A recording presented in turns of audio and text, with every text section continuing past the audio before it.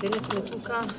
да обележиме важниот датум на кој пред 10 години 11 припадници на армијата на Република Македонија трагично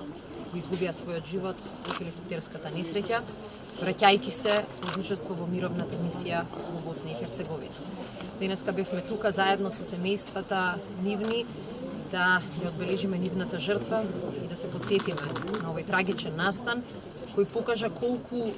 голем ризик превземаат нашите припадници на армијата на Република Македонија и со нивната работа и заштита на безбедноста во државата, но и со нивното учество во мировните мисии. И тоа оваа држава мора да го цени, тоа оваа држава мора да го вреднува и да го наградува. Денеска во разговор повторен со еден дел од семејствата на трагично починатите припадници на армијата,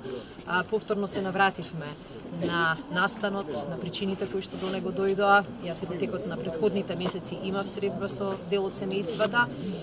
од нив добив и чув некои критики во поглед на истрагите кои што се водеа околу причините и незадоволство од нив. Ја превземав обврската дека сите податоци, сите извештаи кои што се достапни до Министерството за одбрана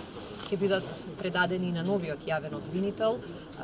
доколку се уште постојат дилеми за кои што слушаме, кои што ги гледаме, околу причините кои што доведоа до трагедијата. Меѓутоа, велам, денеска сме тука да се подсетиме на нивната жртва, да се подсетиме колку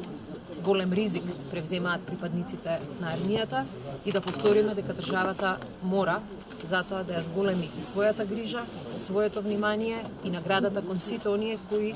превземаат ризици во името на нашата татковина.